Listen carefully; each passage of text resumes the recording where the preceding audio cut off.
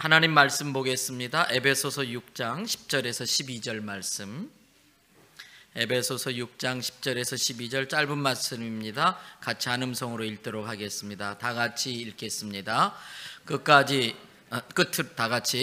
끝으로 너희가 주 안에서와 그 힘의 능력으로 강건하여지고 마귀의 간계를 능히 대적하기 위하여 하나님의 전신갑주를 입으라. 아멘. 할렐루야. 오늘도 여러분과 여러분의 가정, 자녀 그리고 하시는 모든 일들마다 하나님의 돕는 손길로 함께 하시기를 주님의 이름으로 축복합니다. 우리 목사님 연일 감사하고 힘내시라고 박수로 목사님 모시겠습니다.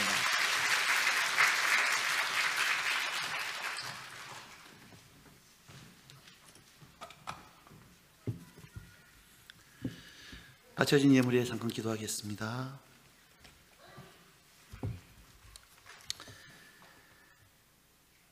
아버지, 시간마다 주신 은혜 감사하고 주실 은혜 또한 감사해서 또한 여러 가지 기도의 간구의 소원의 제목을 가지고 주 앞에 정성스럽게 드린 예물, 아버지 주님께서 기억하여 주시고 흠명하여 주시고 아버지 한 분 한 분의 마음속에 있는 깊은 간구와 소원들 아버지 신실하게 응답하여 주시어서 더욱더 풍성한 은혜와 감사의 시간이 넘칠 수 있도록 주님 한 분 한 분의 삶과 사역과 직장과 가정 가운데 복의 복을 쏟아부어 주시옵소서. 아버지, 주께서 내 마음에 두신 기쁨은 그들의 곡식과 새 포도주가 풍성할 때보다 더하니이다. 내가 평안히 눕고 자기도 하리니 나를 안전히 살게 하시는 이는 오직 여호와 신이라고 고백했던 시편 기자의 말씀처럼 아버지, 재정 때문에 재물 때문에 기뻐하기 이전에 하나님께 주신 놀라운 그 은혜 때문에 기뻐하고 감사할 수 있는 복된 10년들 될 수 있도록 도와주시고 재정인 노예가 아니라 재물을 다스릴 수 있는 영적인 능력이 있게 하여 주셔서 재물 때문에 시험당하지 아니하고 능히 아버지 재물을 선한 데 나누어 쓸 수 있는 영적인 실력도 가질 수 있는 성도들 될 수 있도록 축복하여 주시옵소서. 아버지, 재정이 쓰여지는 곳마다 거룩한 하나님의 아름다운 이름이 선포되어 있도록 아름답게 재정이 쓰임받게 하여 주시옵소서. 예수님 이름으로 축복하고 감사드리며 기도합니다.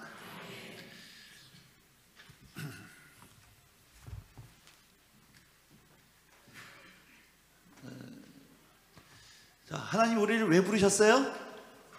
교제하시려고. 교제하는 건 주님과 뭐 하는 거다? 대화하는 거다. 그래서 여러분, 이 예배 시간이 주님과 교제하는 시간인지 믿으셔야 돼요. 저를 통해서 제가 설교를 하지만 저를 통해서 누구의 음성을 듣는 겁니까? 하나님의 음성을 듣고, 그 음성을 듣고 여러분 주님께 뭐 하는 거예요? 기도하고. 그래서 주님과 뭐가 일어나는 겁니까? 교제가 일어나는 거예요. 그럴 때 주님과 교제가 깊어지면 사역은 억지로 하는 것이 아니라 되어지는 거다. 그때부터 사역은 여러분 되어지는 거예요. 사랑하는 사람에서 내가 자발적으로 하는 것처럼. 그렇게 주님과의 관계 회복되어질 때 우리 삶에 어떤 축복이 있는가? 우리 삶에 무너졌던 에덴의 삶이 회복이 되어진다 그랬어요. 어제 저녁에 나왔던 말씀입니다. 그런데 오늘 새벽에 문제는 주님과의 깊은 교제를 나눠야 되는데 이 교제를 가로막는 요소가 있다 그랬습니다. 그것이 뭐냐? 내 삶의 가사와 가드와 아스도. 여러분들이 월요일날, 화요일날, 수요일날, 목요일날 매일같이 뭐 큰 죄를 짓는 분들이 아니에요. 무슨 세상 사람들이 비난하는 그런 큰 죄를 짓는 분들이 아닌데 그런 이상하게 주님과의 관계가 막 멀어져 있어. 기도가 안 돼. 말씀이 깨달아지지 않아. 그 이유는 이 정도쯤이야 하면서 묻어뒀던 내 삶에 아주 자그마한 그 가사와 가드, 아스돗 이것을 방치해버리니까 거기서 드릴라가 태어나고 골리앗이 튀어나와서 하나님과의 관계를 막아버리더라는 거예요. 그래서 오늘 새벽에는 내 삶에 있었던 그거를 처리하는 시간들을 함께 주님 앞에 나가서 뒷굴 말씀 가졌습니다. 자, 오늘 오전까지만 이 부분을 한번 더 깊이 다루고요. 저녁부터는 또 다른 차원으로 이제 또 넘어가도록 하겠습니다. 자, 에베소 6장 10절 말씀 좀 자세히 다시 한번 살펴보겠습니다. 6장 10절입니다. 연결해서 어제부터 계속 연결해서 가는 말씀이에요. 10절 같이 읽겠습니다. 시작. 자, 끝으로 그래요. 끝으로 마지막으로 말하겠는데 이 뜻입니다. 마지막으로 말하겠다. 사도 바울은 앞에 어떤 이야기를 하다가 내가 마지막으로 말하겠는데 하면서 마지막 결론은 뭘 내리냐면 영적 전쟁이라는 주제로 결론을 내리고 있다는 거예요. 오전 시간에는 시간에 제가 좀 여유 있게 쫓기지 않아도 될 것 같아서 좀 자세히 좀 풀러 가도록 하겠습니다. 새벽하고 저녁은 제 시간이 좀 쫓기는데요. 오전에는 좀 약간 좀 풀어서 할 거예요. 그래서 은혜 받을 때까지 할 겁니다. 끝날 것 같으면 은혜 받은 척 해주셔야 돼요. 여러분, 사도 바울이 신약성경 몇 권 기록했어요? 13권입니다. 사도 바울이 기록한 신약성경이 13권인데 이 신약성경을 보니까, 사도 바울이 기록한 13권의 신약성경을 보니까 특징이 있더라는 거예요. 어떤 특징이 있냐? 사도 바울은 처음에 먼저 하나님의 진리가 뭔지를 먼저 설명해 주고 있습니다. 그 다음에 진리를 설명하고 나서 그 다음에는 이 진리에 걸맞게 우리가 이 땅에서 어떻게 살아야 될 것인지에 대한 실천적인 삶에 대해서 이야기를 해주고 있더라는 거예요. 이게 사도 바울이 기록한 성경이 가지고 있는 구도입니다. 예를 들어서 로마서입니다. 1장부터 11장까지는 너희가 하나님의 은혜로 말미암아 믿음으로 구원을 얻는다라고 하는 이신칭의에 대한 하나님의 진리를 설명해 주고 있어요.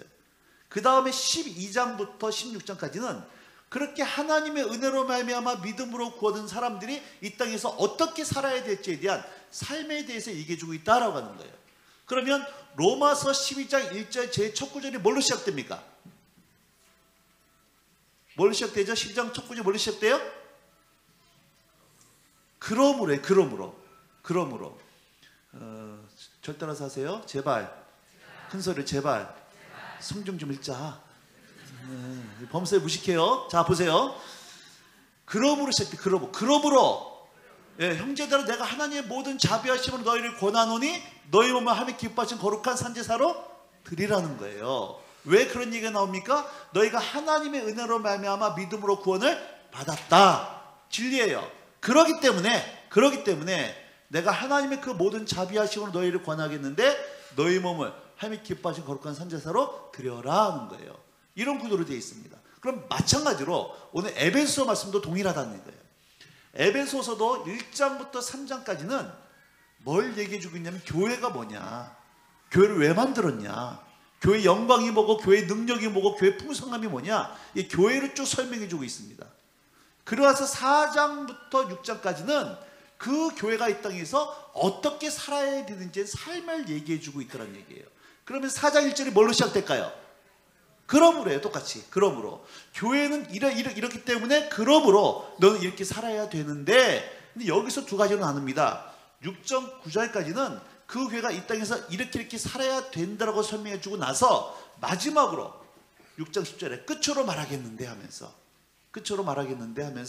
마지막 결론을 뭘로 내리냐면 영적 전쟁이라는 주제로 결론을 내리고 있다는 얘기예요. 자, 그럼 제가 질문하겠습니다. 질문할 거예요. 사도 바울은 왜 교회를 설명하고 교회가 이 땅에서 이렇게 살아야 된다고 하는 말을 설명을 한 다음에 마지막 결론을 왜 영적 전쟁이라는 주제로 결론을 내렸을까라고 하는 거예요. 이유가 있습니다. 자, 여러분, 이 성도들이 교회가 어떻게 해서, 교회는 건물이 아닙니다. 저와 여러분이 교회인지 믿으시기 바랍니다. 예수 믿는 우리가 교회예요. 그래서 무슨 내용이냐면 아내는 어떻게 살아야 되고 남편은 이렇게 살아야 되고 부모는 자녀는 주인은 종은 이렇게 살아야 된다라고 하는 그런 말씀이 쭉 기록되어 있어요. 자, 남편은 아내를 어떻게 하라고 얘기해 주고 있습니까? 에베소 말씀에 예수님이 교회를 위해 목숨을 주신같이 남편은 아내를 목숨 바쳐, 자매들이 대답하면 안 돼, 이 말은. 남편들은 아내를 위해 목숨 바쳐 사랑하라. 어떻게 사랑한 것처럼? 예수님이 교회를 위해 목숨 바쳐 사랑한 것처럼. 자, 아내는 어떻게 살라고 나와 있습니까? 교회가 주님께 뭐한 것처럼? 순종한 것처럼. 아내는 남편에게 뭐 해라? 순종하라. 아멘. 이를 악물고 대답 안 하신대 지금. 순종해야 되죠? 맞습니까? 네. 이쪽은 사람 말이 말 같지가 않으세요? 그럼 대답을 좀 하세요. 자, 아내는 남편에게 뭐 하라 그랬어요? 뭐 하라? 어떻게 순종해라? 교회가 주님께 뭐 한 것처럼? 순종한 것처럼. 믿으시죠? 자, 그럼 제가 질문할게요, 자매님들한테. 남편이요, 남편 구실도 못하고 남자 구실도 못하고 돈도 안 벌어오고 맨날 술만 먹고 들어가가지고 애들 괴롭히기나 하고 엉뚱한 짓 하고 있고, 그런 남편한테는 굳이 순종 안 해도 되죠? 해야 돼요, 말아야 돼요? 분열형이 왔다 갔다 하고 있는데 지금.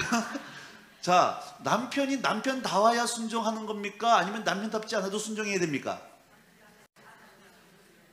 남편답지 않아도 순종해야 되죠? 아니, 그러니까 순종해야 돼, 말아야 돼? 해야 되죠? 저기 중대장이 술이 취해서 개가 돼서 지나가고 있는데 이등병이 보고 인사해야 돼, 말아야 돼요? 해야 되죠? 인격 때문에 하는 거예요? 그 사람 지위 때문에 하는 거예요? 지위 때문에 하는 거예요. 남편이기 때문에 순종하는 겁니까? 남편 닿기 때문에 순종하는 겁니까? 잘 아시죠? 말은 잘해요. 근데 잘 돼야 안 돼요, 이게? 왜 안 되냐는 거예요, 이게. 여러분, 몰라서 못 사는 거 아니에요. 결심이 없어 못 사는 거 아닙니다. 부흥회 때 은혜 받고 마음에 결심을 해요. 그래, 이제 내가 남편한테 순종해야겠다. 굳은 마음에 갖고 집에 들어가서 문을 여는 순간, 남편의 얼굴을 보는 순간 꼭지가 도는 거예요, 이제 또 이게. 자, 부모는 자녀를 뭐 하지 마라? 노엽게 하지 말라 그랬어요. 여러분, 자녀에게 노하고 싶은 부모가 누가 있냐는 거예요. 그런데 집에 가가지고 애나 하는 꼬라지를 보면은 이게요, 그냥 속에 천불이 나기 시작하는 거예요. 그래서 막 터지기 시작하는 겁니다. 몰라서 못 사는 거 아니에요, 우리가. 결심이 없어 못 사는 게 아니라 그렇게 살려고 결심도 하고 알고도 있지만 되어지질 않더란 얘기예요. 아니, 왜 부산 땡기 수많은 교회 중에 어쩌면 저 인간 또 우리 교회 나오냐, 또 해픈도 같은 구역이네, 이런 사람 있잖아요. 또 옆 사람 쳐다보지 마세요, 오해할 수 있으니까. 그 사람 사랑해야 돼, 말아야 돼요? 사랑해야 돼. 이게 안 되는 거예요. 말하는 것도 얄밉고 밥 먹는 것도 얄밉고 모든 게 얄미워야 하여튼 간에. 사랑해야 되는 거 알아. 근데 안 돼, 이게. 결심이 없어 못 사는 것도 아니라 몰라서 못 사는 것도 아니라 하고 싶지만 되어지질 않더란 얘기예요. 그게 왜 안 될까, 그게? 왜 안 돼요? 그렇게 살지 못하게 만든 누가 있기 때문에? 원수가 있기 때문이라는 거예요.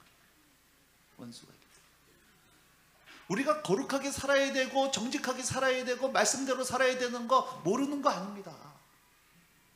결심도 하고 또 노력도 하고 기도도 하지만 현실 앞에서 번번이 무너져요. 왜 안 되느냐? 그렇게 살지 못하게 만든 누가 있기 때문에? 원수가 있기 때문에. 그래서 사도 바울이 교회가 이렇게 살아야 된다고 설명하고 나서 근데 내가 마지막으로 말하겠는데 하면서 마지막 내용이 뭐냐? 끝으로 너희가 주 안에서와 그 힘의 능력으로 어떻게 져라? 강건해져야 된다는 거예요. 결국 우리가 말씀대로 살지 못하는 이유는 원수보다 뭐하지 못하기 때문에? 강하지 못하기 때문에. 다른 말로 원수보다 강하면 뭐 할 수 있다? 말씀대로 살아갈 수 있다는 거예요. 아니, 저 미워하는 사람, 착한 얄미운 사람, 내가 사랑할 수 있는 능력 있으면, 품을 수 있는 능력 있으면 사랑이 되어져요. 사랑은 능력이 없으니까 이게 미움이 가는 거예요. 이해되시겠습니까? 내가 말씀대로 살지 못하는 이유는 그렇게 살지 못하게 만드는 원수가 있는데 그 원수보다 내가 뭐하지 못하기 때문에? 강하지 못하기 때문에. 거꾸로 내가 원수보다 강하면 말씀대로 살아갈 수 있는 능력이 있다는 거예요. 자, 그러면 우리가 어떻게 하면 강해질 수 있을까, 이제?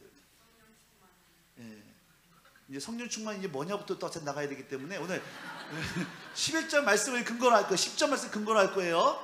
10절 말씀 근거로 해서 어떻게 하면 강해질 수 있을까? 끝으로 너희가 어디 안에 있으면? 주 안에 있으면. 그리고 아까 얘기했던 그 힘의 능력 안에 있으면 강하여 진다는 거예요.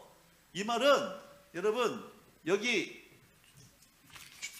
종이가 있어요. 이 종이 그냥 찢어버리면 약합니다. 이거는 종이 자체는 약해요. 근데 종이가 컴퓨터에 딱 붙어 있어요. 찢어요, 못 찢어요? 못 찢어요. 종이가 강한 것이 아니라 뭐가 강한 거예요? 컴퓨터가 강한 거예요. 똑같습니다. 우리는 원수보다 강할 수 없지만 어디 안에 있으면? 주 안에 있으면. 종이가 컴퓨터 안에 있으면 컴퓨터로 사람 찢을 수 없는 것처럼 주 안에 있으면 원수보다 어떻게 된다?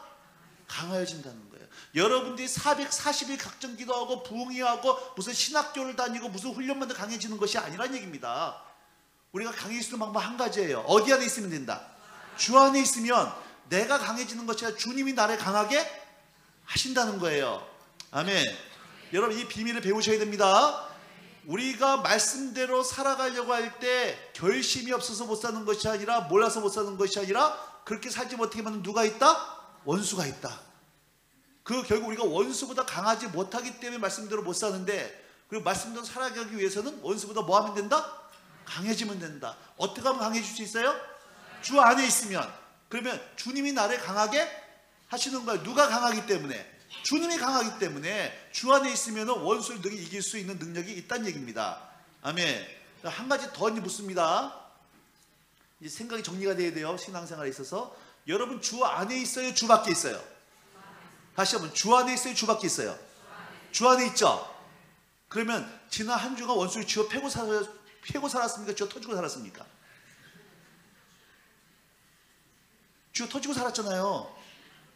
하나님 마음은 원이로되 육신이 약하여 이리 터지고 저리 터지고 이리 자빠지고 저리 자빠지고 처음 보여 두 손 들고 왔다고 허구나 얘기도 하고 있잖아요. 아니 주 안에 있으면 강하다 그랬어요. 근데 주 안에 또 고백하는데 나는 왜 강하지 않냐는 거예요. 저는 이게 정말 고민이었습니다. 여러분 시편 23편 말씀 잘하는 말씀이에요. 외워보십시다. 여호와는 나의 목자시니 내가 부족함이 없으리로다. 믿으세요? 리서비스 하지 마시고 정말 믿으세요? 진짜예요? 또 세게 말하면 또 대답을 못해 또. 자, 여호와는 나의 목자시니 내가 부족함이 없으리로다. 이 말씀 정말 믿으세요? 진짜죠? 그럼 다시 한번 물을게요. 정말 부족함 없어요? 아니에요. 늘 부족하고 항상 부족하고 맨날 부족하고 범사에 부족해요. 그럼 말씀은 부족함이 없다 그러는데 내 삶이 왜 이렇게 부족한 게 많냐는 거예요.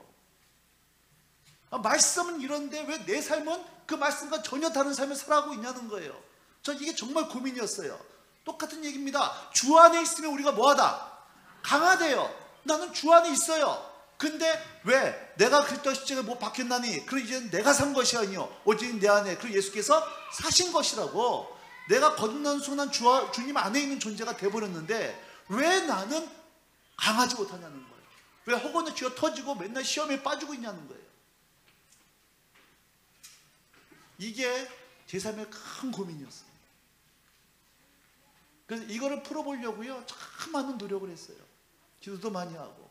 하나님 말씀이 내 삶의 실제가 되어야 되는데, 말씀이 진리라고 하면은 시간과 대륙을 뛰어도 이건 진리인데 말씀은 이렇다고 그러는데 그 말씀이 내 삶에 왜 이게 경험이 안 됩니까?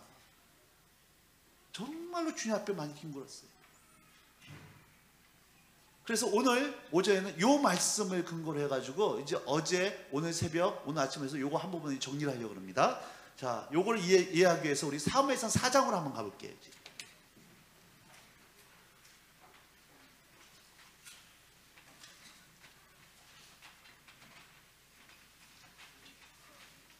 사무엘상 4장 1절부터 우리 11절까지 한 절씩 교독하겠는데요.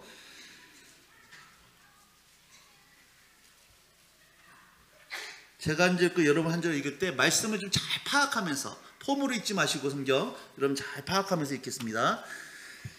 제가 먼저 읽고 교독하겠습니다. 이스라엘은 나가서 블레셋 사람과 싸우려고 에베네zer 때 진치고 블레셋 사람은 아벡에 진쳤더니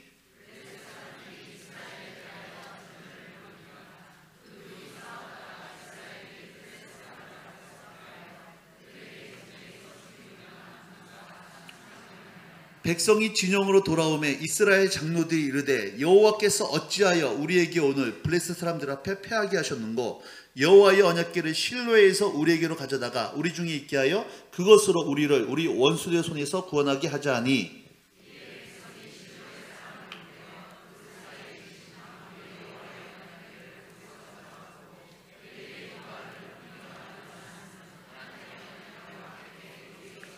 여호와의 언약궤가 진영에 들어올 때에 온 이스라엘이 큰 소리로 외치매 땅이 울린지라.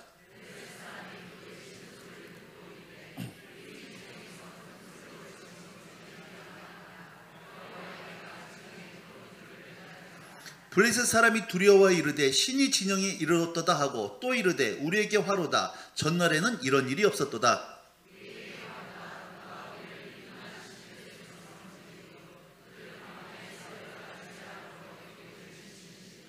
너희 블레셋 사람들아 강하게 되며 대장부가 되라. 너희가 히브리 사람의 종이 되기를 그들이 너희 종이 되었던 같이 되지 말고 대장부같이 되어 싸우라 하고.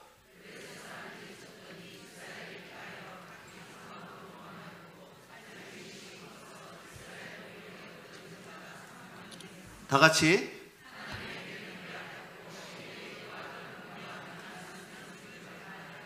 자, 기도를 좀 드리겠습니다.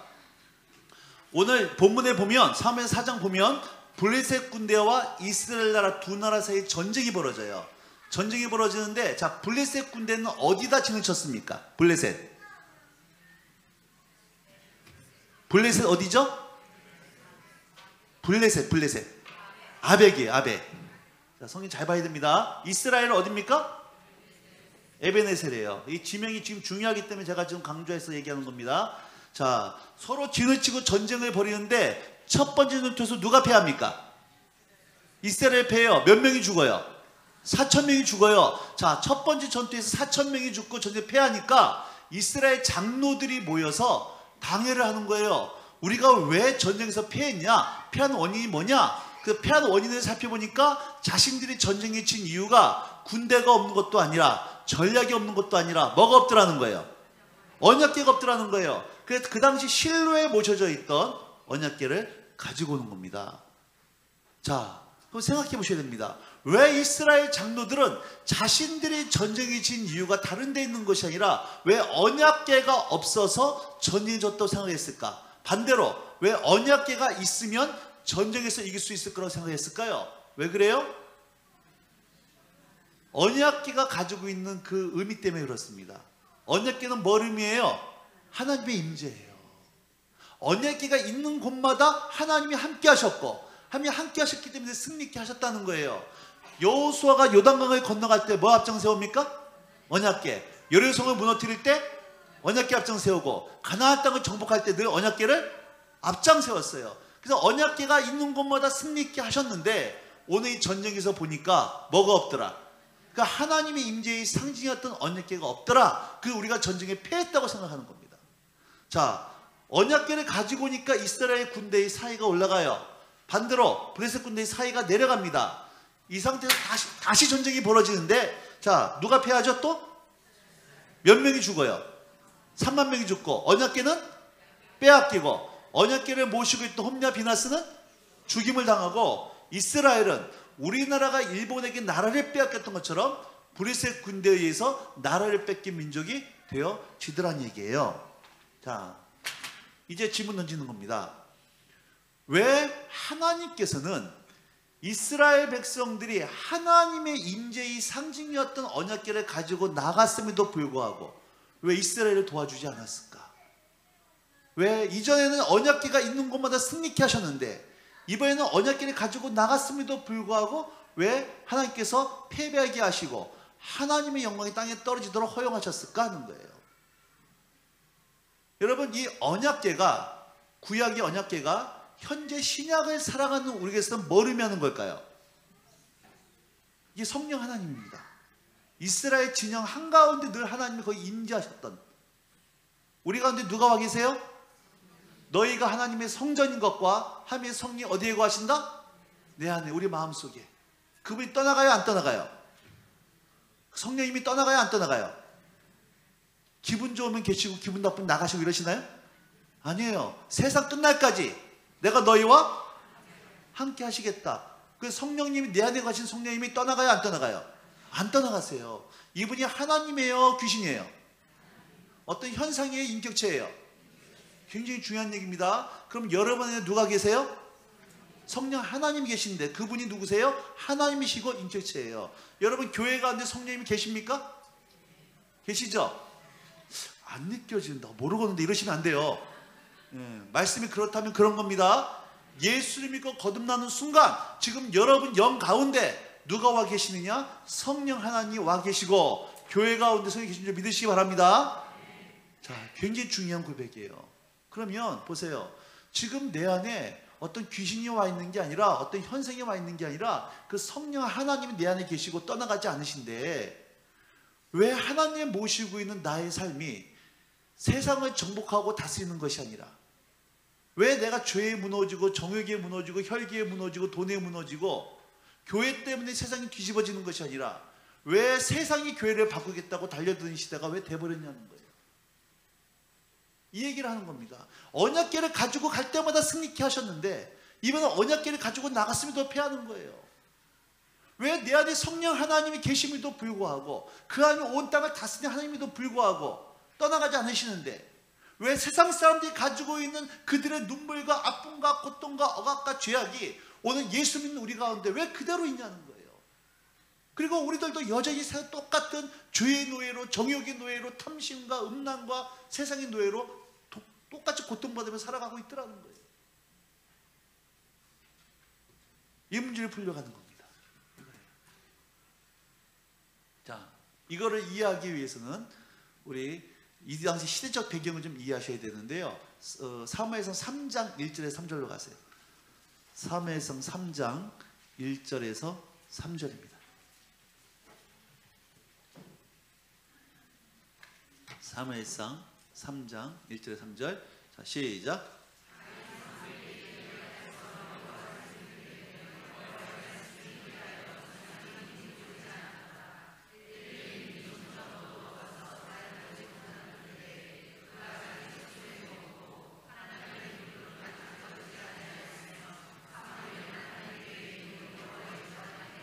자, 여러분 이스라엘의 왕이 있기 전 누가 다스린 시대였어요? 사사죠. 그러면 제가 지금부터 대연 성교육에 여러분 성경 실력을 테스트할 테니까 성경 퀴즈 대회 할 테니까 한번 맞춰보세요. 이건 교회 명의를 걸고. 자, 1단계입니다. 요한복음의 핵심 구절이 어디예요? 3장 16절. 1단계 통과했습니다. 2단계 사도행전의 핵심 구절 1장 8절. 센데요. 네, 또 어려워집니다. 세 번째 로마서 핵심 구절. 내용을 얘기해도 괜찮아요? 힌트 드리겠습니다. 오직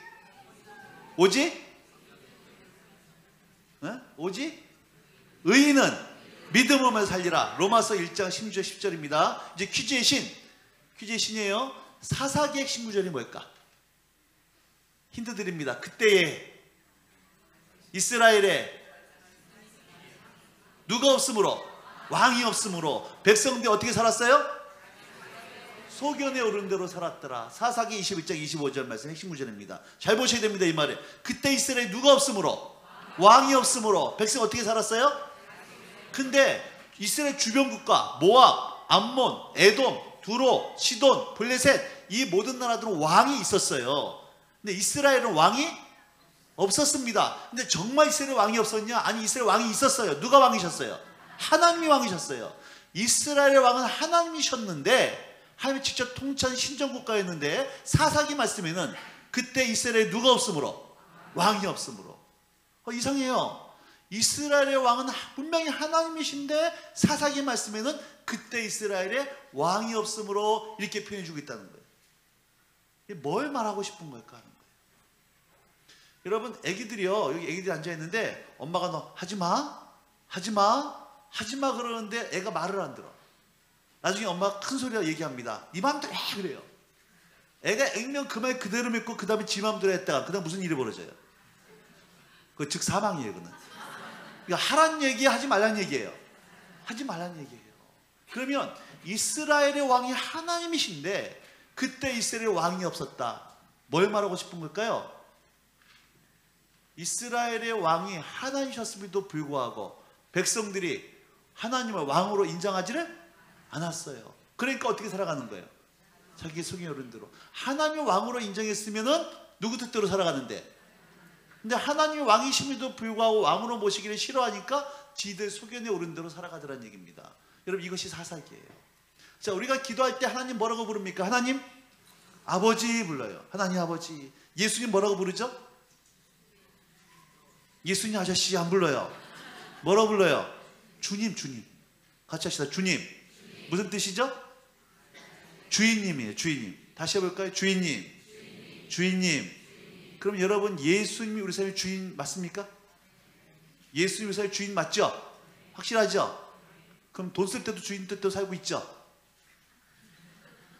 아멘. 자녀 교육, 재테크, 부부관계, 신앙생활, 이 얘기하는 거예요. 얘기입니다.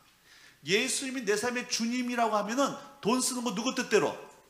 주인 뜻대로. 자녀 교육 누구 뜻대로? 부부관계 누구 뜻대로? 예. 그런데 예수님이 주님이라고 고백하지만 예수님을 주님으로 인정하기 싫어하니까 돈 쓰는 거, 지 맘대로, 자녀 교육, 지 맘대로, 신앙생활 지 맘대로, 자기 속에 오른 대로. 이게 지금 사사시대예요. 그러니까 지금이 무슨 시대라는 얘기예요? 사사시대, 영적인 사사시대라는 거예요. 자, 3장 1절 보세요. 3장 1절. 아이 사무엘이 엘리 앞에서 여호와를 섬길 때, 사사시대입니다. 백성들이 자기 소견에 오른 살아가는 그 시대에 어떤 일을 벌어졌느냐? 말씀이 희귀하고 이상이 보이지 않았대요. 이 당시는 하나님의 꿈과 환상으로 말씀하는 시대였는데 말씀이 희귀하고 이상이 보이지 않았다. 하나님이 그 시대에 뭐 하셨다는 겁니까? 더 이상 말씀하지 않았다. 하나님이 침묵하셨다는 거예요. 하나님의 축복이 있으면 반드시 하나님의 저주가 있어요. 하나님도 저주가 있어요. 저주하십니다. 하나님의 저주 중에 가장 큰 저주가 뭐냐? 침묵이에요. 기도를 해도 응답이 없고 말씀을 봐도 깨달음이 없고 예배에 임재가 없는, 한마디로 하나님 우리를 포기해버리는 겁니다. 그냥 냅둬버리는 거예요. 이건 돌이킬 수 있는 기회가 없어요. 자, 2절 말씀.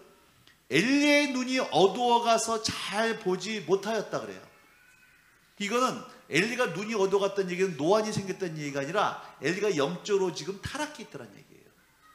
그럼 어떻게 알 수 있냐면 사무엘상 1장에서 한나가 기도하는 건지 술 취한 건지 엘리가 구별을 못합니다.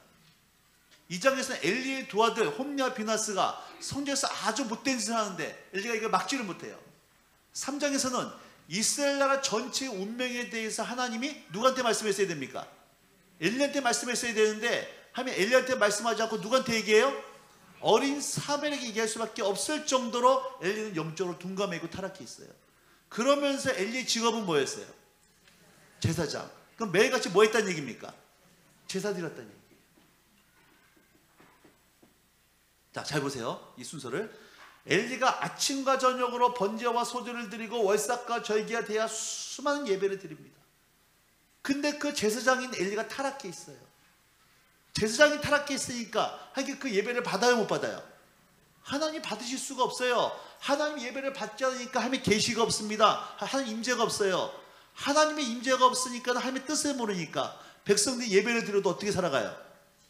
지들 속이는 어른대로. 경건의 모양은 있지만 경건의 능력은 부인하고, 교회의 프로그램과 활동들은 넘쳐나는데 그 안에 있어야 될 생명과 경건과 능력은 전부 다 잃어버린 시대. 이게 사사시대예요. 그래 암흑시대라고 하는 겁니다. 그러면 이스라엘 백성들에게 있어서 가장 큰 우선순위는 뭘 회복하는 거였냐는 거예요. 여러분 부부지간에요 대판 싸웠어요. 그럼 오늘 대판 싸웠으면 둘이 뭐부터 하나입니까? 일단 말부터 하네요. 우리 그 느낌 아니까. 그거 알잖아요. 대판 싸움 일단 말부터 하네. 여러분 하나님이 사랑해서 선택했던 이스라엘 백성과 하나님 사이에 지금 대화가 끊어졌어요. 그럼 이스라엘 일단 뭐부터 회복해야 되는 거예요? 하나님과의 대화, 관계부터 회복해야 되는데 이스라엘은 하나님과 관계를 회복하기보다는 뭐만 들고 나가더라? 언약궤만. 언약궤만 들고 나가면 축복하실 것이고, 언약궤만 들고 나가면 승리케 하실 것이고, 언약궤만 들고 나가면 우리와 함께 하실 거라고 하는 이 미신과 같은 언약궤 신앙에 빠져 있더라는 거예요. 하나님 이들을 도와주실 수가 없는 거예요. 자, 그러면 우리 한번 보세요. 우리 시대가 어떤 시대인가? 주일날 오전 예배, 오후 예배, 수요 예배, 금요 예배, 철회 예배, 새벽 예배, 부흥회, 세미나, 무슨 부부 행복학교, 1:1 큐티 세미나 하여튼 너무너무 근데 그 중에서 주님을 섬기는 사람들 여러분 빼놓고요 목사 장로만 보더라도 제가 어디 가서 저 목사입니다 이렇게 얘기하잖아요. 요즘은 눈 똑바로 뜨고 근데 그게 뭐 어쨌다는 얘기냐 이렇게 나와요. 지금 목사라고 해서 인정을 안 해줘요. 요즘은 제가 이렇게 인사를 합니다. 저 목사라서 죄송합니다 이렇게 인사할 때가 있어요. 하도 사고치고 다니니까. 목사인 저도요, 장로를 못 믿겠어요. 목사가 목사를 못 믿고 장로가 목사를 못 믿습니다. 왜요? 너무 가짜가 많은 거예요. 여러분들은 지금 뛰어난 연출력을 가지고 저를 신뢰한 듯한 눈초리를 쳐다보고 계시는데, 여러분 정직하게 말해서 여러분 마음속에 야, 저 사람 진짜 목사다, 저 사람 진짜 장로다, 이렇게 말할 수 있는 사람이 몇 명이나 되냐는 거예요. 이거 말하기도 부끄러워요. 일반 목사하고 장로가 이 정도면 일반 성도들은 말할 것도 없다는 거예요. 침묵. 제가 교회 집회를 이게 종종 다니는데요, 이 교회를 집회를 하다 보니까 요즘 제가 감동받는 게, 뭐가 감동을 받냐면, 야, 정말로 주님 오실 날이 다가올수록 한국 교회 성도들의 믿음이 너무너무 좋아요. 내가 막 감동받을 정도로 믿음이 너무 좋아. 제가 강대성을 예배를 드리잖아요. 믿음이 충만합니다. 오늘 우리 교회 예배에는 절대로 하나님 임재하지 않을 거다, 확실한 믿음 가지고 예배 드려요. 지난주에도 역사하지 않으셨던 하나님, 이번 주도 당연히 역사하지 않을 줄로 믿습니다. 얼마나 확실한 믿음인지요. 예배 가운데 하나님이 임재하시고 나를 만나주시고 나에게 말씀할 그런 거룩한 기대감이 없으니까 예배 시간 10분만 지나면 깊은 임재 가운데 들어가기 시작. 안 보는 주부는 사세 뒤져가 옷까지 다 찾아내기 시작을 하고, 청년들은 예배 시간에 열심히 핸드폰 메시지 알려드리기 시작을 하고, 그렇게 예배를 드리니 어떻게 예배 가운데 하나님 만나고 주의 무슨 듣냐는 거예요. 이렇게 예배를 드리고 나오니까 어떻게 살아가요? 자기 소위 어른대로, 목사 지 맘대로, 장로 지 맘대로, 권사 지 맘대로, 지 맘대로. 그러면 우리 시대도 하나님과 뭘 회복해야 된다? 관계를 회복해야 되는데, 우리들도 하나님과 관계를 회복해보면 뭐만 들고 나가더라? 언약궤, 언약궤. 그럼 우리가 들고 나가는 언약궤는 뭘까요? 예배했다고 하는 언약궤예요. 헌금했다고 하는 언약궤예요. 내가 11조 했고 새벽 예배했고 술 담배 안 하고 이만큼 충성했던 언약궤입니다. 그러니까 하나님 나한테 뭘 주셔야 돼? 복 주셔야지. 하나님과의 살아있는 생생한 관계는 없고 그냥 언약궤만 들고 나가는 거예요. 제가 이거 어저께 무슨 생활이라고 그랬어요? 종교생활. 종교생활. 절 따라서 하세요. 교회 생활은, 죄송합니다. 신앙생활은 교회 생활이 아닙니다. 신앙생활은 교회 생활이 아니에요. 신앙이라고 하는 것은, 이런 신앙생활은 하나님께서 여러분의 삶의 세상 속에서, 삶의 현장 속에서, 직장 속에서, 가정 속에서, 사회 속에서 하나님의 자녀답게 살아가는 것이 신앙생활인 줄로 믿으시기 바라요. 근데 목사들이 전부 잘못 가르쳐놨어요. 어떻게? 교회 생활이 신앙생활이에요. 네가 부부관계가 어떻든, 치대과의 관계가 어떻든, 세상에서 뭘 하면 돈을 벌든 신경 쓰지 않을 테니까 열심히 교회 와서 예배드리고 봉사하고 헌금하면 믿음 좋다고 직분 줘버린 거예요. 그러니까 듣기에도 참 민망한 개독교란 얘기가, 목사란 얘기가 나오기 시작하는 겁니다.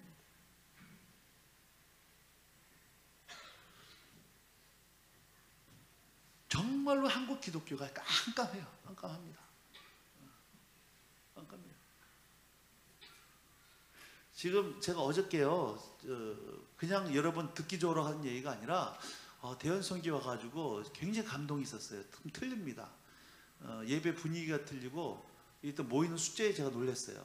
왜냐하면 이 대형교회, 제가 많은 교회를 다니는데 대형교회에 한 4배, 5배 되는 큰 교회들도 집회를 몇 번 가거든요. 정말 교회당이. 어느 교회는 제가 말씀드린 이름만 대면 아는 교회들이에요. 근데 집회를 하는데요, 200명, 300명 앉아 있어요. 교회 내에 전문 카페까지 들어와 있는 교회들입니다. 그 큰 예배당에 집회를 하는데 200명, 300명 앉아 있다니까. 교인 4,000명 되는 교회입니다. 4,000명 되는 교회인데요, 한 번은 제가 저녁 예배하고 청년부 집회를 같이 연속해서 인도한, 주일날 청년 예배 인도하고 저녁 예배 인도하고. 여러분, 교인들 4,000명이면 청년부 몇 명 있어야 돼요? 최소한 1,000명까지는 좀 많은 것 같고 10분의 1까지 하더라도 400명 이상 있어야 돼요. 근데요, 그 큰 예배당에 청년부가 4,000명인데 청년부가 70명 와서 앉아 있어요. 근데 60명이 성가대야. 10명 앉아있고 60명 성가대, 청년도 성가대하고 앉아있더라니까요. 그 목사님하고 얘기를 하는데 1년에 장례를요 100건이 넘어간대요. 4,000명 교회니까 전부 다 노인네들이에요. 지금 예수 믿는 대학교 10개 대학교 학생들이 모여야 옛날 한 개 대학교 학생들 숫자가 나옵니다. 골든타임이에요. 정말 한국기도 정말 심각합니다. 그런데 그렇게 깜깜한 한국교회 때문에 마음이 어렵다가도 오늘 제가 3절 말씀을 통해서 큰 소망을 발견하기 시작하는 거예요. 3절 말씀 한번 보도록 하시겠습니다. 3절, 자 시작.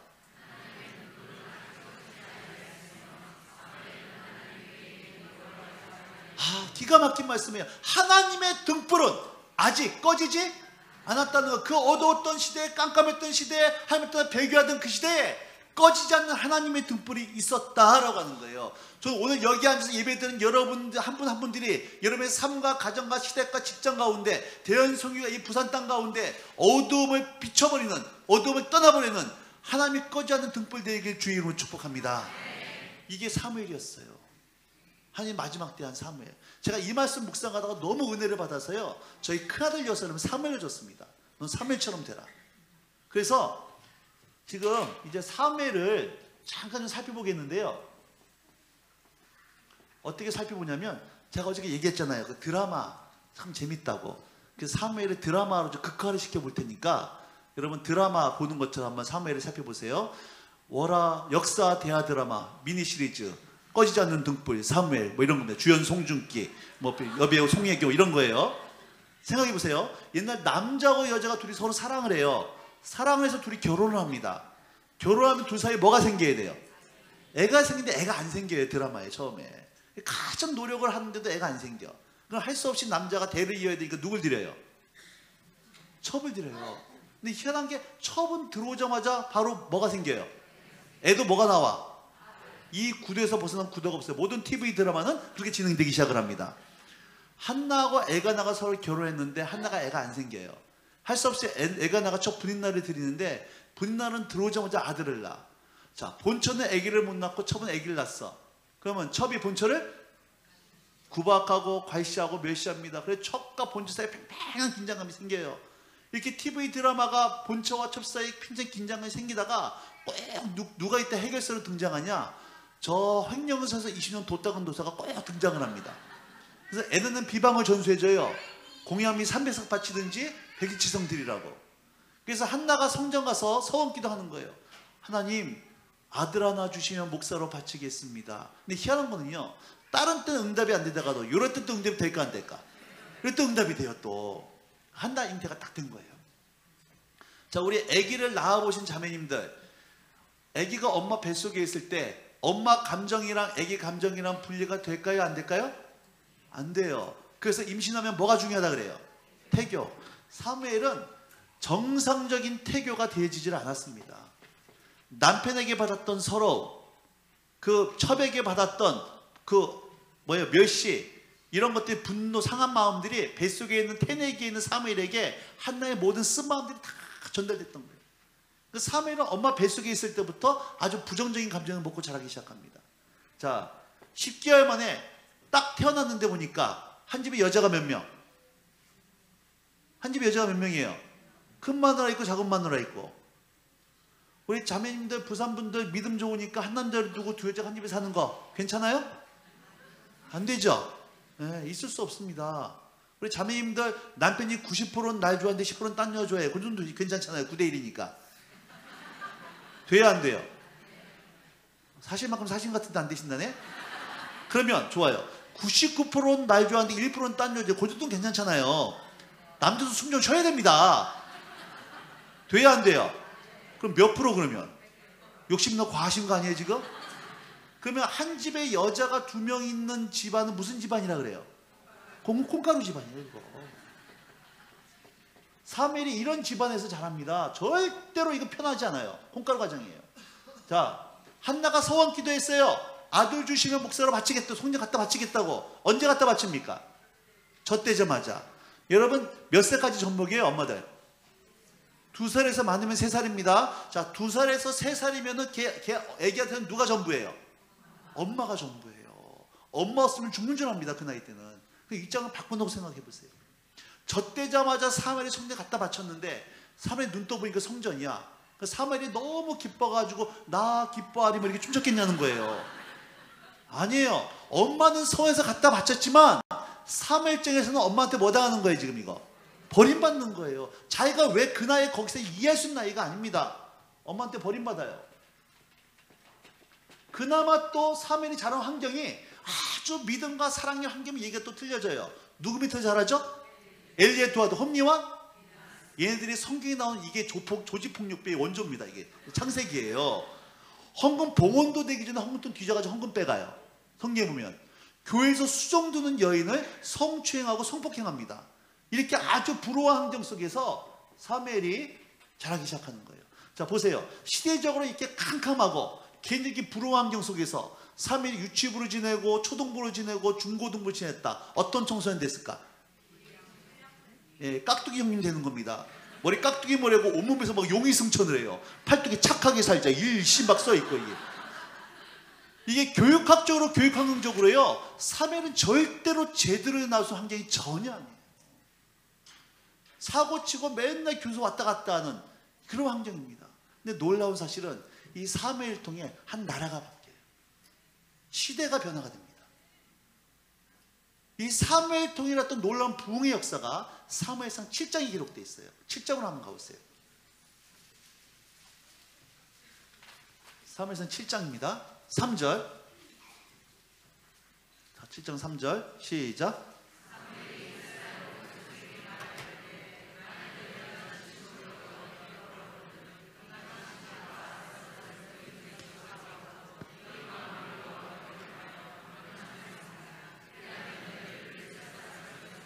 자, 너희를 블레셋 사람의 손에서 건져.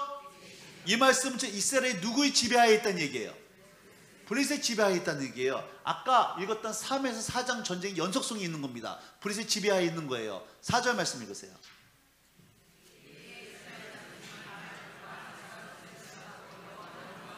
여호와만?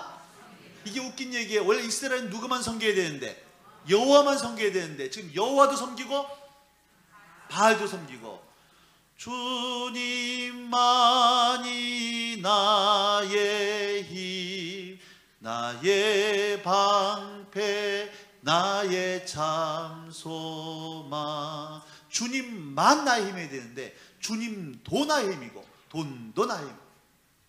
주님만 내 기쁨이 아니라 주님도 내 기쁨이고 세상도 내 기쁨. 마음이 나눠져 있는 거예요. 이 나눠져 있는 마음을 자, 큰 소리로 미스바. 사무엘이 온 이스라엘 백성을 미스바로 불러 모읍니다. 여기서 뭘 하냐? 금식하고 회개하면서 영적 대각성 집회 붕괴를 열기 시작하는 거예요. 근데 문제는 지금 누구의 지배하에 있어요? 자, 이스라엘 백성들이 미스바에 모였다는 얘기를 블레셋 사람들이 듣고 어떻게 해석하냐? 저것들이 우리랑 전쟁하려고 하는 모양이다. 그래서 블레셋 군대가 쳐들어옵니다. 문제는 이스라엘이 블레셋을 이길 수 있는 힘과 능력이 없어요. 그래서 블레셋이 쳐들어오는 얘기를 듣고 이스라엘이 겁을 집어먹고 사무엘에게 부탁하는 거예요. 사무엘 선지자님, 우리 위해서 기도해 주십시오.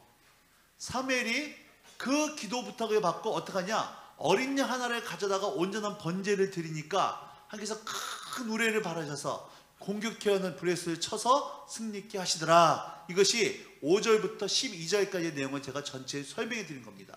전부 다 있지는 않고 제가 설명해 드렸으니까 우리 10절, 11절, 12절, 10절, 12절, 3절만 읽도록 하겠습니다. 10절부터 12절까지. 자, 시작.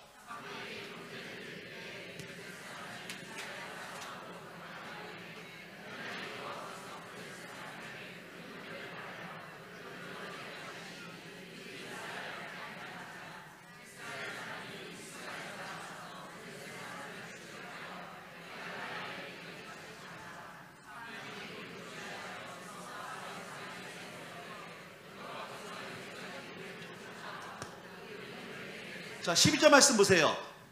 이스라엘이 하나님의 도우심으로 블레셋을 쳐서 이겼던 최종적인 승리했던 장소가 어디예요? 어디에서 최종 승리를 이뤘습니까?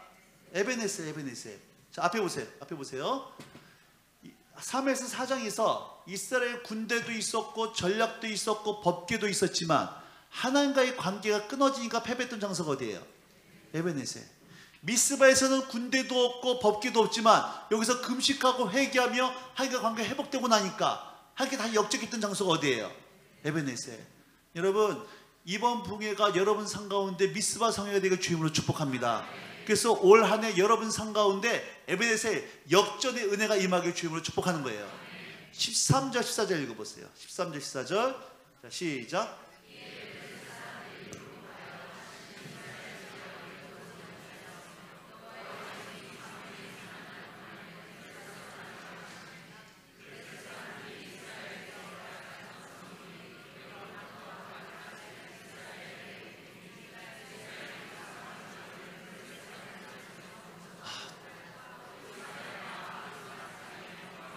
기가 막힌 말씀이에요. 사무엘이 사날 동안에 원수가 쳐들어오지 못하고 원수에게 빼앗겼던 성읍들이 회복되어지기 시작을 하고 그 땅에 하나님의 평화가 임하더란 얘기예요. 오늘 여러분 한 분 한 분들이 서 있는 여러분의 가정과 시댁과 친정과 직장과 교회 때 부산 땅 가운데 흑암의 권세가 쳐들어오지 못하고 여러분이 원수에게 빼앗겼던 부부관계, 자녀들, 건강, 재정, 직장, 청년부처에게 모든 것들이 회복되기 시작을 하고 하나님의 평화 임하기를 주임으로 축복합니다. 여러분, 이게 사무엘 한 사람 때문에 났던 부흥이에요. 날씨가 추우면 온도계 눈금이 내려갑니다. 더우면 온도계 눈금이 올라가요. 온도계는 절대로 혼자 움직이지 않아요. 주변에 영향을 받습니다. 근데 반대로 온도 조절계는 추우면 따뜻하게 만들어주고 더우면 시원하게 만들어줘요. 사람도 두 종류의 사람이 있어요. 온도계 같은 사람이 있어요. 늘 사람과 환경에 따라서 늘 믿음이 올라갔다가 내려갔다가 근데 범사에 삐쳐요. 근데 무슨 말을 못해. 삐치고 시험되고 삐치고 시험되고 뭔 말을 못해. 이 사람은 특징이 뭐냐, 늘 누구 때문이에요. 누구 때문에. 근데 온도 조절 같은 사람, 이 사람이 가는 곳마다 냉랭했던 곳이 따뜻해지고 싸움 있는 곳에 화해가 있고 분열 있는 곳에 일치가 나타나기 시작을 하고 난 지금 아멘 할 때까지 할 거예요. 깨어진 곳이 회복되기 시작을 하고 여러분, 이게 사무엘 온도조 같은 사람입니다. 저는 지금 여러분에게요, 사무엘처럼 되라 이런 얘기하는 게 아니에요. 우리나라에서는 아파트를 짓기 전에 먼저 뭐부터 짓습니까? 아파트를 짓기 전에 먼저 뭐부터 만들어요? 분양하우스, 모델하우스부터 만들어요. 모델하우스를 보고 만들어진 아파트 얘기하는 겁니다. 잘 들으세요. 성경에 나오는 모든 아브라함, 바울, 다윗, 느헤미야, 에스더 이런 모든 사람들은 개체수 용난 사람들이 아니에요. 우리가 종자 틀린 사람이 아닙니다. 우리 모델이에요. 모델.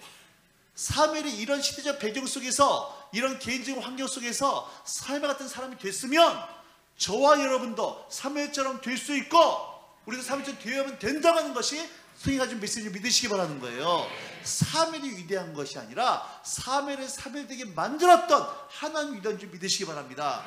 오늘 사무엘 속에 역사했던 하나님의 원리가 오늘 여러분 자녀 가운데, 우리 가정 가운데, 우리 부부 가운데, 우리 교회 가운데 적용되기 시작을 하면 우리도 또한 사무엘을 능가하는 사람이 될 수 있다고 하는 것이 오늘 주신 메시지인 줄 믿으시기 바라는 거예요. 그럼 마지막으로 사무엘을 사무엘되게 만들었던 영적인 원리가 뭔가 이것만 살펴보고 마치도록 하겠습니다.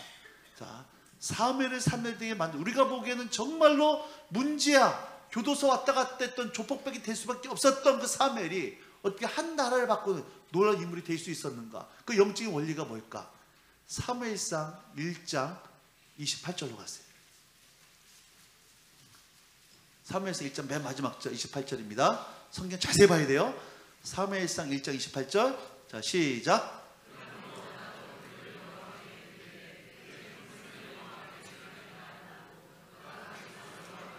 여호와께 경배하니라 비추치세요. 여호와께 경배하니라 비추치세요.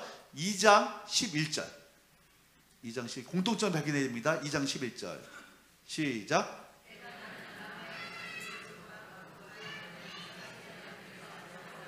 여호와를 섬기니라 비추치세요. 2장 11, 여호와를 섬기니라. 다음 18절입니다. 여호와를 섬기니라 비추치시고 2장 18절.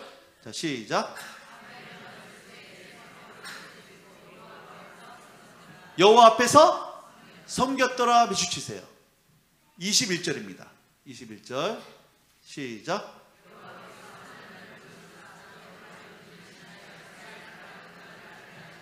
아이 사무엘 여호와 앞에서 자라니라 비추치세요. 다음 26절.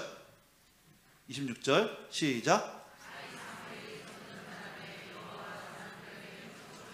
여호와와 사람들이 은총을 더욱 받더라. 자, 여러분, 사무엘이 자라는 동안에 사무엘을 떠나지 않고 사무엘과 함께 계셨던 분이 계셨죠? 누구세요? 여호와 하나님이에요.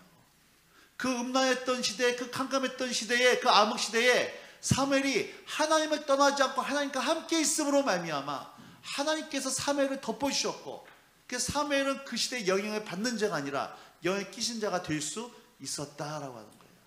그런데 반대로 2장 12절하고 17절을 보겠는데요. 먼저 12절 먼저 보겠습니다. 2장 12절. 자, 자세히 보셔야 됩니다. 2장 12절. 시작. 자, 엘리의 아들들이 누구죠? 홈니와 비나스. 이 사람 직업이 뭐였어요? 제사장이었는데 누굴 모르더래요? 여호와를 모르더랍니다. 자, 여러분, 중요한 얘기예요. 목사가 하나님을 몰랐다는 얘기예요. 장로 권사가 하나님을 몰랐대요. 이게 말이 돼야 안 돼요? 말이 안 되는 얘기예요. 여러분, 홈니와 비나스가 매일같이 예배를 드렸을까 안 드렸을까? 제사 드렸어요. 율법을 가르쳤을까요 안 가르쳤을까요? 가르쳤어요. 근데 누굴 몰라요? 하나님 몰라요. 성경에서 안다라고 할 때는요, 같이 합시다. 히브리어, 기억해 주세요. 이 말씀. 안다란 말 히브리어로 같이 합시다. 야다. 그러니 이거는 외워두세요. 히브리 말로 야다 그러는데, 안다는 말을, 이거는 공부해서 하는 지식과 정보를 안다라고 하는 것이 아니라 경험해 봐서 아는 것을 성경에서 안다 그러는 거예요. 안다. 다시 한번, 성경에서 안다라고 하는 것은 공부해서 지식과 정보를 통해 아는 것이 아니라 경험해 봐서 아는 것을 야다한다, 안다라고 하는 거예요. 그래서 안다란 말이 성경에 제일 먼저 나오는 것이 어디냐면 창세기 4장 1절인데 이런 말이 나옵니다. 아담이 그 안에 하와와 동침하매. 이 동침이란 말이 야다함에, 알매 그러는 거예요. 어떻게? 부부관계를 통해서 서로 알았다는 거예요. 누가복음 1장에 보면 가브리엘이 마리아한테서 이런 얘기합니다. 네가 잉태해서 아들을 낳을 거라 그러니까 마리아가 뭐라고 얘기해요? 내가 사내를 알지 못하구나. 경험해 본 적이 없다는 거예요. 그래서 성경에서 안다라고 하는 것은 지식이 아니라 경험해 봐서. 여러분들은 저를 하는 거예요? 저에 관해서 하는 거예요? 저에 대해서 하는 겁니다. 포항 살고 있구나, 예수난 사역하고 있구나, 눈이 좀 조그맣구나, 뭐 이런 거 아는 거예요. 저를 아는 게 저에 관해서 하는 겁니다. 저를 아는 사람은 여러분 몇 명 없어요. 저를 가장 잘하는 사람이 누굴까요? 저희 아내예요. 경험해 봤기 때문에. 그래서 너희는 여호와의 선하심을 맛보아 알지어다. 홈니와 비나스는 신학까지 한 사람입니다. 지금 목사예요. 그래, 하나님에 관한 지식이 있었지만 바리새인들처럼 누굴 몰랐어요? 하나님 몰랐어요. 이렇게 하나님을 모르니까 어떤 일이 벌어지느냐? 17절. 17절. 시작.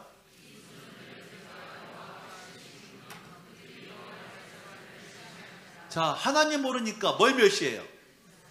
제사 멸시하더라는 거예요. 하나님을 아는 사람이냐 모르는 사람의 특징이 뭘로 딱 드러나냐? 예배 드리면 딱 합니다. 예배 드리는 거 보면 아, 이 교회가 이 사람이 하나님을 아는 사람인 거 오늘 딱 드러나요. 오늘 여러분 자녀들 어떻게 예배 드리는가 보시라는 거예요. 딱 드러납니다. 제가요 교회 집회 가서 5분만 예배 들어보면 이 교회가 어떤 교회인지 딱 나와요. 그래서 참 감사한 게요, 다른 교회 부흥회를 가면 한 2번에서 3번은요 사람들 마음을 막 불러일으켜야 되고 그들의 마음을 순화시켜야 되는 애를 쓰는데, 어제는 사실 제가 제정신이 아니었거든요. 낮가방에 바뀌어가지고 시차 때문에. 그런데도 여러분 참 은혜 받는 모습 보면서 아, 여기 참 틀리다 싶어요. 그냥 제가 여러분 듣기 좋은 하는 얘기가 아니에요. 부흥하는 교회, 살아있는 교회는 예배가 살아있습니다. 찬양이 살아있고 기도가 살아있어요. 새벽 예배 드리는 거 제가 깜짝 놀랐어요. 새벽 예배 참 제가 생각보다 많이 나오셨어요. 오전 예배도 마찬가지고. 대연성결교회 하나님을 아는 교회인 줄로 믿으시기 바랍니다. 여러분, 홈니와 비나스의 아버지가 누구예요? 엘리의 직업이 뭐였어요? 제사장에서 뭐였을까요? 사사였어요. 사사는 한 나라 전체를 다스리는 사법, 행정, 군사 최고 지도자가 사사입니다. 거기다가 엘리는 종교 지도자까지 겸했던 거예요. 그러면 잘 보세요. 홈리와 비나스 아버지가 엘리였고 엘리는 한 나라 전체를 다스리는 사법, 행정, 군사, 종교 최고 지도였다 그러면 홈리와 비나스는 태어나면서부터 부족한 것이 없어요. 한마디로 뭐 물고 태어난 애들? 이게 금수저의 창세기라니까 얘들이. 태어날 때부터 금수 물고 태어난 애들이에요. 이런 애들은 2살 때부터 영어 사립 유치원 다니기 시작을 합니다. 그 사립 초중고등학교 명문을 다니기 시작을 해요. 그리고 외국으로 유학을 갑니다. 희한한 건 이런 애들이 이상하게 또 군대는 면제예요. 이상하게 군대는 면제되고 또 유학 갔다고 오면 아버지의 뒤를 이어 그 직업을 이어받는 거 세습하는 거예요. 완벽한 환경입니다. 부족한 것이 없어요. 그런데 엘리가 두 아들에게 돈은 물려줬는데 좋은 환경은 물려줬는데 뭘 물려주지 못해요? 신앙을 물려주지 못하니까 그들에게 물렸던 그 많은 재산이 그들을 망하게 만든 저주가 되더라는 거예요. 최태민이가 최순실이가 여러분 돈은 물려줬는데 그게 지금은 저주가 된 거예요.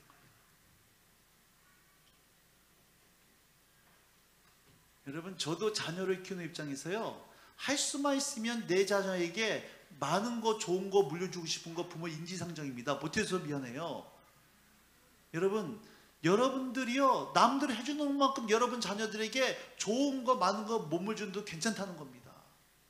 여러분 자녀들이 머리가 안 좋아가지고 저 인서울 하지 못하고 스카이대까지 못하고 지잡대 지방이 잡스러운 데 들어갔다고 해도요 괜찮다는 거예요. 지금은 좀 뒤떨어진 것 같아도 오늘 우리 자녀들이 주님 앞에서 자라기 시작하면 10년 후 20년 후에 이 대한민국을 변화시킬 수 있는 민족 지도자 영적 지도자 될 줄 믿으시기 바라는 겁니다. 이게 신앙이에요. 여러분 처음부터 엘리가 이렇게 타락한 사람이었을까요?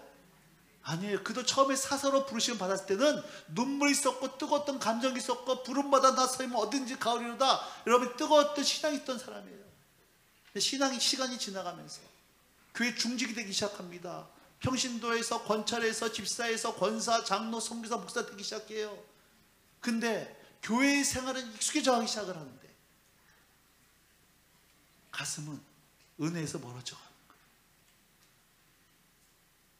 더 이상 그의 가슴 속에 하나님의 은혜가 머물지 못해요. 딱딱하게 굳어가기 시작합니다. 근데 교회는 중직이에요. 이게 엘리입니다. 여러분 주님 처음 만났을 때 그 뜨거웠던 감격이 있었어요. 세상에서의 첫날보다 교회에서 한 날이 좋았고 예수 믿고 나니까 희한한 게 남자분들 술 안 먹고도 이렇게 재미있을 수 있구나. 굉장히 충격이잖아요. 이게. 어떻게 술 안 먹고 놀 수 있냐 했던 사람들이 술 안 먹고도 이렇게 재미있을 수가 있고 세상 사람들의 몸보다 교회에 예배 드리는 것이 더 좋았다. 그런데 어느 순간부터 그 즐거움과 기쁨이 사라져가기 시작을 하고 교회 생활이 부담되기 시작을 하고 뜨겁게 펄쩍펄쩍 뛰는 사람들은 나도 왕년에 저랬지 저러다 말겠지 하면서 어느 순간 여러분 이 경건의 모양을 있지만 경건의 능력을 잃어버린 분들 한 가지 이유입니다. 주인과의 관계가 종교적으로 신앙생활이 아니라 종교생활로 바뀐 거예요. 결론 내립니다. 끝으로 너희가 주 안에서와 그 힘의 능력으로 강건하여지고 여러분 우리가 몰라서 못 사는 거 아니에요. 결심해서 못 사는 게 아니라 주 안에 있다고 함에도 불구하고 왜 우리가 못 살아냅니까? 주님 안에 있다는 얘기가 뭐예요? 여러분 주님과의 관계예요. 존재론적으로 우리는 주님 안에 있지만 오늘 내가 주님과의 어떤 관계 속에 있는가? 정말 친밀함 속에 살아가는가? 아니면 종교적인 행위 가운데 내가 살아가고 있는가? 여러분 이것이 오늘 하루 삶 속에서 말씀대로 살아갈 수 있는 힘이 있느냐 아니면 예수 믿는다고 하지만 여전히 세상과 똑같은 쥐어 터지고 사느냐 이게 결정되기 시작하는 거예요.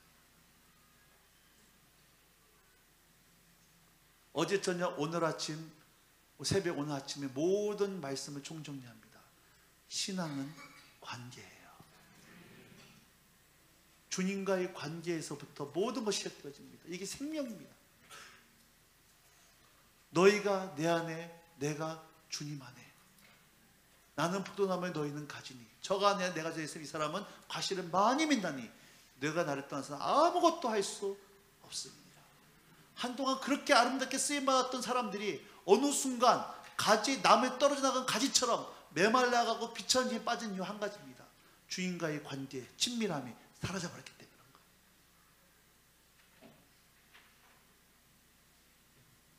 거예요. 여러분,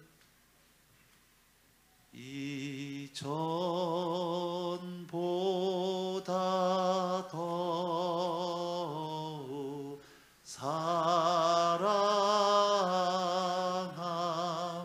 사랑합니다. 매일매일 신앙의 연수가 다해갈수록 대형교회가 역사와 자랑하면 자랑할수록 종교화되어가는 것이 아니라 더 뜨겁고 깊게 주님과 친밀감 사랑에 빠지는 여러분의 심령과 가정과 교회의 주님을 축복합니다.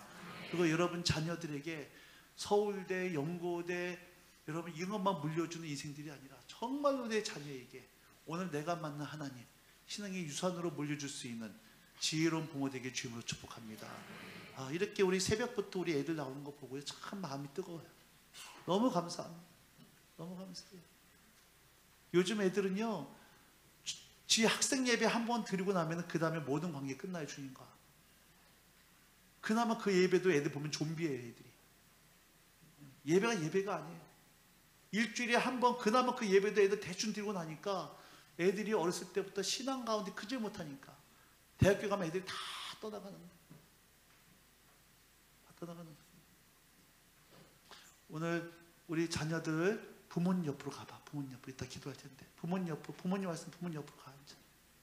일어서 엄마 찾아가. 엄마 아빠 찾아가. 엄마 아빠. 이따 기도하는 시간 가지려고 그래. 엄마가 없어요. 그러면 없으면 앉아있고 없으면 앉아있어. 나중에 엄마 위해서 기도해줘 너희들이.